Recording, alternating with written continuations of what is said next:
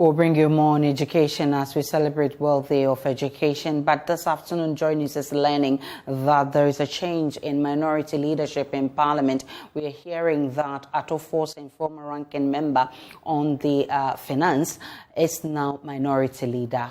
Parliamentary correspondent Kweku Asante joins us with more. Kweku, what has led to this critical change this afternoon? So, Aisha, it is not clear what exactly might have prompted the NDC leadership to cause this major shift of change in the NDC front bench in Parliament.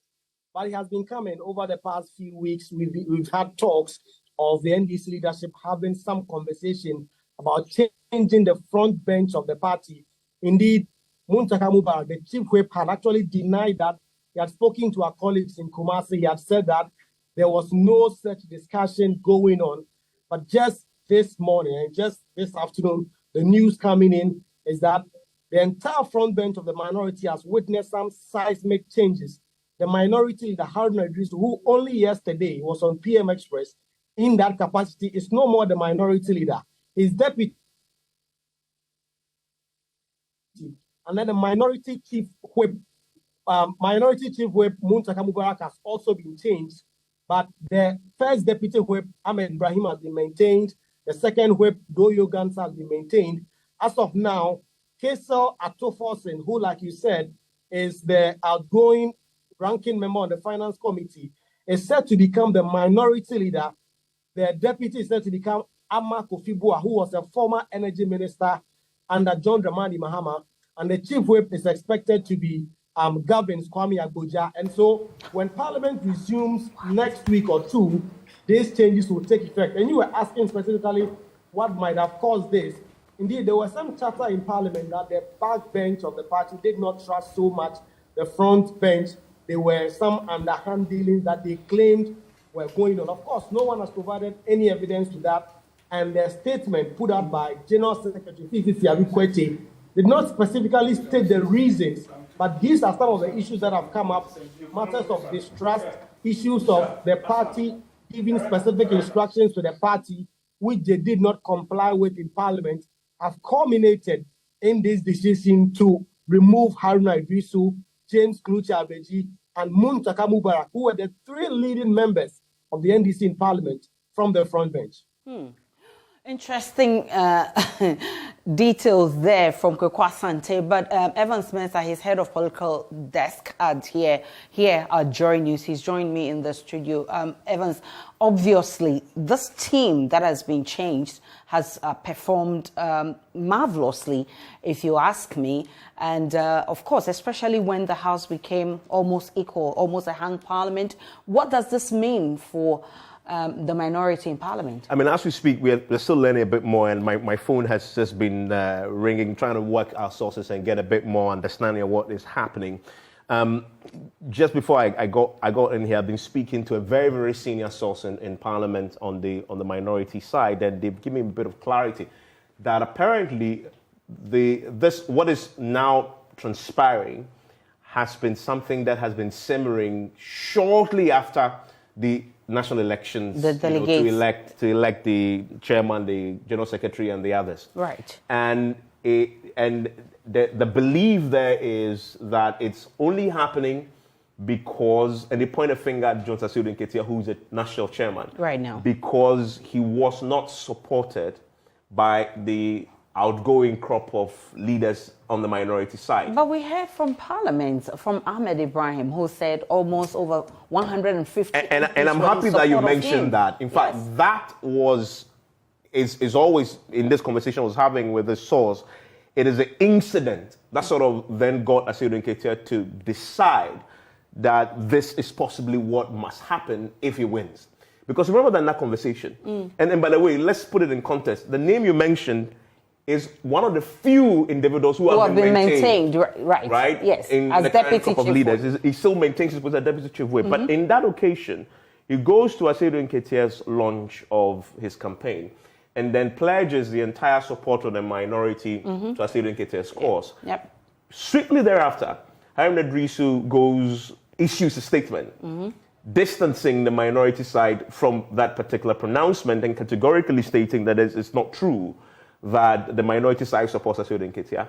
And that was the first public manifestation that there may be a division in terms of the allegiances going into the campaign for the national executive positions. Okay. And it is, if one of the individuals I spoke to called what has happened a coup d'etat.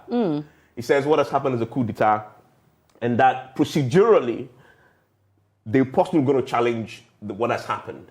Because the explanation that I was giving is, and remember, this is breaking, so a lot of people, everybody is trying to get information. The explanation I got is, in these circumstances, you do it with the consent of the minority caucus. So the regional caucuses will put names in an envelope, sealed envelope, and it's submitted. And that's how Haruna's team was elected. Okay, but it does look like this hasn't gone through that process. In fact, according to the source, this didn't happen. And then you also don't do it when the parliament is on recess.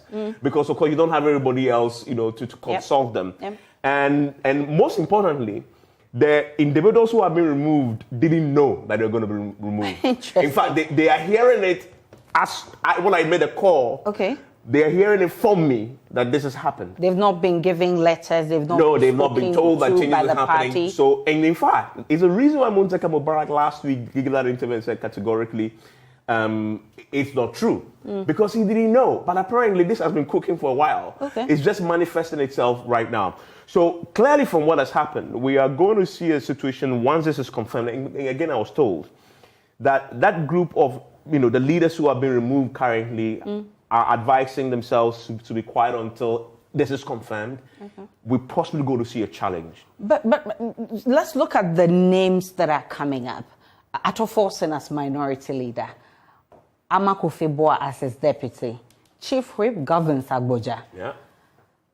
What do you think? I mean, Dr. Kaysel Ato Forsen, I must say, as the spokesperson for the minority on finance and the ranking, has been excellent in terms of the way he's led that his bit of the leadership ranking group. Member of he has been excellent. He's put a lot of pressure on the government. He's constantly out there taking on the government, of course. And if you look at the vote of censure, he was the leader of that. I mean, Haruna, of course, because he was leader, was sitting with him. But in terms of the work that was done, so I have no doubt he can do the job. The only question becomes the way this has happened. And as I've said, I have been told on authority from the senior leader that this is a coup d'etat. So if you have people in the party in that position with a huge constituency calling this a coup d'etat, then you can immediately begin to see what will happen if Ato Forsen is confirmed. Because remember, those crop of leaders also have their supporters, right, in Parliament. So this is going to be very interesting. It's going to be very interesting, and I'm told that there's an official letter to this effect. So we'll be sharing that with you on what the NDC is saying with this change. But I'm more interested also in the personality. So you have it there. And just as you can see on your screens, it's a letter to the Honorable Speaker, Alban Bagmi. It says, notice of changes in the leadership of the NDC party in Parliament. National leadership of NDC wishes to formally bring to your notice the following changes the party has undertaken. Minority Leader Dr. Kaysel Ato Forsen, Deputy Minority Leader Kofi Amaboa, Minority Whip Kwame Agboja, First Deputy Whip Ahmed Ibrahim, Second Deputy Whip Comfort Doyo Ganza. The new leadership will be charged to recommend consequential changes in the ranking membership to headquarters of the party for approval. And let's see who signed this letter. It's a Fifi Kwete, who is General Secretary. Let's look at Chief Whip, Evans, and we know how Muntaka has held that position religiously, and we know how he's been able to whip the party in all instances. Yeah. I mean, yesterday on PM Express, Aisha, there was a part of the interview where Haruna almost pauses and this appears to go on a tangent, talking about the criticism that he and the side gets in the House all the time for not doing much. And then he mounts a very vehement defense of his leadership. And then he says, for those who criticize me, if I haven't done anything at all, I ensured that we elected a leader. And that is such a big historical achievement because in the country, in Ghana, we haven't seen that before, where we have a party in opposition with a speaker, But he says, he points to that that's one of the things. And if you're talking about, mentioning Muntaka Mubarak, I remember that fateful 6th to 7th January, when we spent the night in Parliament, the role that Muntaka Mubarak played in ensuring that Alban Babing is elected as Speaker was fascinating. And I get to learn later in many, many interviews with him. Yeah. And he goes into explaining in detail on PM Express how he did it, trying to consult the MPP side, see who is aggrieved, right? And to join them. And making them, promises in exchange for their support. And they got somebody to vote for them. That is the only reason why Alban Babing was elected. But remember that post that, his relationship with Alban Babing hasn't been perfect. Yeah. I mean, they've had cause to vehement disagree on the floor. Yes. I've asked him before, and the last interview I did with him, if you remember, he went all guns blazing at the Speaker of Parliament, calling him a tyrant, if you remember, right? And remember that the Speaker is an NDC stalwart, a founding member of the party. Yeah, he is. Who is the letter addressed to? It is to him. The Speaker. I mean, you cannot help but reading between the lines here that there's a lot at play. And remember that Asiru Nketia is a member of the parliamentary service. Yes, he is, yeah. And there's a lot of people who say he got that position because Alban Babing wanted him there. To be there. Right? So you have this triangle of Alban Babing, loyal to Asiru Nketia, and then you have at the other side of it, Haruna and Muntaka Mubarak, who appear to be in conflict with the two I've mentioned. Then you have a perfect storm brewing, and no wonder this has been called the coup d'etat. But let's put the party at the middle of this whole conversation. And of course, we know 2024 is just around the corner. These personalities we've mentioned, Agboja, I know he's a firebrand. Does he have that fire to be able to hold that position that Muntaka held? Wow. Remember when we had we've had a lot of instances where Muntaka he's had to even lift the ballot box and all of that has been there. Yeah, I remember the fight. Does Agboja does he have that strength to take up that position? Agboja does. I mean, and that's the thing about the minority, the crop of individuals, and one of the names that I possibly expected will be part of this, who possibly would have been Samokuduta Blakwa, right? I mean, but of course he's not there. But Agboja, from everything we've seen, and when you see him argue on the floor, he's very, very passionate. Okay. And I was privileged in 2016 to be in his constituency and hosting a ballot box program right in the midst of his village there. And you could see the passion and the respect he commanded from his followers. So I have no doubt that he can play the role. I mean, if the process I've been told is how these were elected, as in if they got the other members of the minority side to put forward names, then he presumes that you have the support of some significant number of his own NDC colleagues. But as I've been told, they are questioning whether that process was followed. So I don't know how much authority and legitimacy he will carry if indeed it was a party selection. And if it didn't come from his own ranks. I don't know that. But I don't question his competence at all and his ability to, I mean, what are you there to do? To whip your parties, your members in line to oppose government policies and programs in parliament you believe is inimical to your constituent. That's primarily is going to be what he's going to do. And to do that, you must earn the respect of your colleagues. Question is, does he earn that respect when, as the minority spokesperson of transport, which is what he is currently, has he earned that respect? Look, I don't know. But if you isolate him as an individual and look at his qualities, he has the qualities to sort of move that. He has what it takes. And I want to come back to the minority leadership. You want to juxtapose Atufosin and Amakufibua versus Oseche Mensah-Bonsu and Afenyo Markins. You know, Haruna has some radicalism, and sometimes you need that for the work that he does. These two people, even though they do their work, I mean, Atufosin has been a firebrand. If you talk about his finance committee, he's been spokesperson for the minority, he's been very loud over there. But I doubt if he has that radicalism. I see him to be a calm person. And same with Amakufibua. If you have these two calm people facing somebody like Osechi Mensah-Bonsu and his deputy Afenyo Markins, how's it going to be like? I mean, so you have to take both positions and see how they complement each other. So you have Amakofi-Boa, who is a firebrand, by the way. I yes, remember, definitely. Longest serving energy minister we've had, maneuvered and survived. Mills and John Mahama kept his position. And anybody you speak to tell you that he is a force to be reckoned with in the party, right? And he has a lot of resources at play too that he can bring to bear. And it's interesting that he is the man who's going to deputize Atufo Singh. But I guess Atufo Singh has been chosen on merit also because of the work I said that he's done. Yeah. But also because of where the country is currently. Okay. Right? Mm-hmm. In the next 2 years, the defining factor will be the economy. Yep. Right? The defining factor. Definitely. Yesterday with Haruna Idrisu, 90% of the conversation was around economy, right? And he held his own perfectly. Yep. He held his own perfectly. I mean, but the party maybe is thinking, you need somebody with a finance background. He's now holding a doctorate degree. He's been a deputy finance minister before.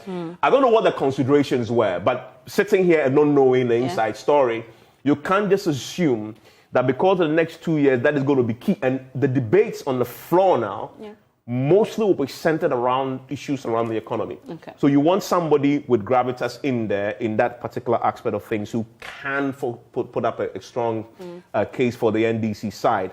And maybe they think he's a man to do it. Okay. You talk about the firebrand and radicalism. Of course, I think the two of them don't have the same radicalism of Muntaka Mubarak, because we saw that when the vote came down, push comes to shove, he was ready to defend the ballot with his life. Definitely. I mean, somebody took the ballot, he chased them, So, I mean, I honestly don't see Atufo Singh in that mold. The whips, Agboja can do that. Okay. I mean, I see Agboja in that frame too. Ahmed can do that, and of course, can do that as well. I mean, so yeah, I mean, look, it's the NDC. This is their choice. The question is, first of all, how the minority members, the general 137, how they react to this. Yeah. Secondly, how their own base, how their own grassroots folks react to this. And Evans, before you go, let's look at the regional balance, because I know in all of this, they consider regional balance, who takes what position, because there are voters out there who you want to always reckon with you and follow your decisions. Now, you're taking Muntaka out of the space. You're taking Haruna out. That means that, and I do not see any representation from the north when you talk about the front line. But you have Ahmed Ibrahim, right? Ahmed Ibrahim is deputy whip. But if you come to the minority position, you are now putting Atufo Singh, who is from the central region, deputized by Western region, Amakofi-Boa. You are now taking voter region out. Of course, there's a compensation. You have two voter There's a compensation for the chief whip, Agboja, who is taking chief whip. So here's the thing. So that's a compensation. I actually think if you look at the regional balance question, the party is choosing this very carefully, because in the previous manifestation of the leadership, there were two individuals from the voter region. Yeah. You had James Kluti Aveji and you have Comfort Doyo Ganza. Yes. Right? Okay. Or is it Comfort seem to be in, I mean, I think she's in Adan. It's Adan. Okay. Yep. So we have just one person. And the same, really. It's playing, and she's been maintained. Right? So again, they are keeping faith with the voter region. With the voter. In that. Yes.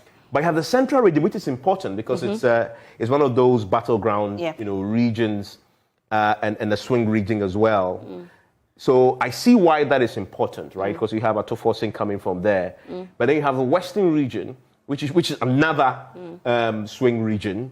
Ahmed is actually not from the northern region. He is, in terms of the constituency that he wields, though. Yes, and you want to talk about the northern region that has become not solely for the NDC now, because the NPP is also making a lot of inroads in the northern region.